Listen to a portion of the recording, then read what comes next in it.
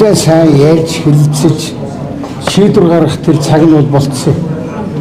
Яагаад тэгэхээр сая бас оюу толгойн сонсгол боллоо шүү дээ. Намайг засаг дээр байхад ч гэсэн оюу толгойн асуудал нэлээд байсан.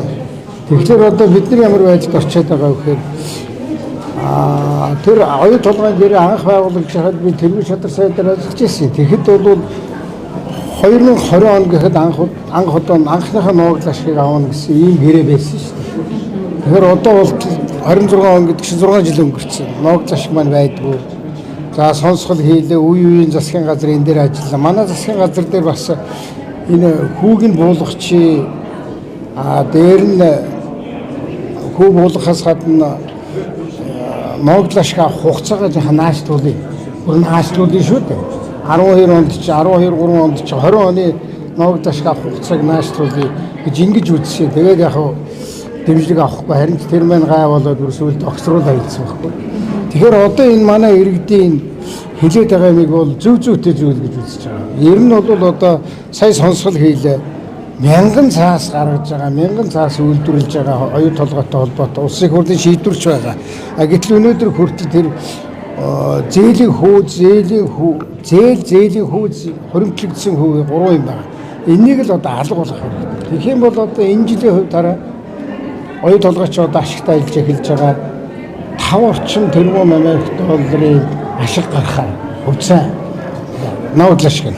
Тэгэхээр энэс чи Монгол улс энэ их олон зээлүүдийнхээ хүмүүг хүчинг болгочих юм бол 34% гэдэг чи хэд вэ? 5-34% гэдэг чинь 1.6 орчим тэрбум Америк доллар нуугдал ашиг гэж авах гэдэг байгаа байхгүй. Тийм учраас би энэ олон жил одоо болсон юм байна. Одоо эрхвэ шинийг яриа хэлэлцээ хийгээд энэ хүмүү элдвэ юм хүчингү болгоод нуугдал ашиг авч эхэлье. Энэ бол зүйтэй.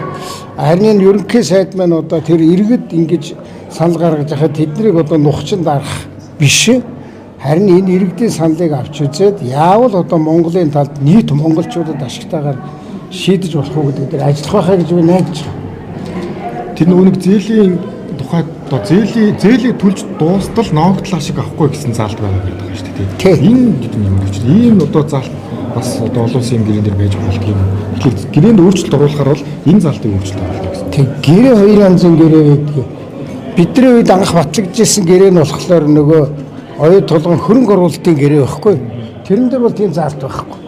Дараа нөгөө нэг компаниудын хооронд хийсэн гэрээн дээрээ болохоор хувь нийлүүлэгчдийн гэрээ гэж. Тэрэн дээрээ тийм заац. Тэгэхээр тэр бол нэг улсын хурлын муурлаар ороод албан ёсоор батлагддаг учраас тэрнийг засгийн газар одоо санаа оноогоо хэлээд өөрчилж болно л гэж байна. Тийм. Ер нь өөрчлөх шаардлагатай. Тэгэхгүй бид нар оюу толгой гэдгээс манай иргэдийн хэлээд байгаа үнэн шүү дээ. Гооч баялгаа ухуулаад байдаг. Тэгээд нөгөөх нь нуугдал ашиг аваад идэг бид нар нуугдал ашиг авдаг. Тийм учраас энийг засал залруулах нь засгийн газрын ажил байгаа. Энэ нөгөө нэг том төслүүдийг нөгөө талдаа зогсоодог ийм зүйлс сүүлийн үед илэрч байгаа. Хавцан бүрэгтэй төслөөс эхлээд иргэдийн үйл. За яав дэ эн чинь бол засгийн газар иргэдтэй л ажиллах хэрэгтэй. Одоо бас би бас нэг юм ойлгохгүй. Манайхны үед чинь ингээл иргэд эсэргүүцэл тэмцэл болоод янз бүрийн болдог. Энэ чинь засгийн газар өөрөө иргэдтэйгээ уулзаж ажиллах хэрэгтэй шүү дээ.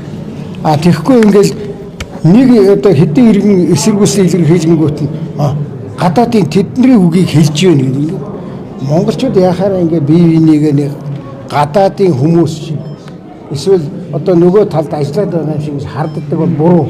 Тийм учраас засгийн газар яах гэж байдаг гэхээр ойлголтыг зөв болгох хэрэгтэй. Нэг 10 хүн эсэргүүцэл болно шүү дээ. 10 хүнтэйгээ уулзаад гарцаа байхгүй одоо бодиттой баримтаа үзүүлээд ийм байна гэхэд манай иргэд бас заавал нөгөө талд ажиллаад байхгүй байх. Ингээд нийтдээ бол монголчууд бол хожихол ёстой байхгүй юу?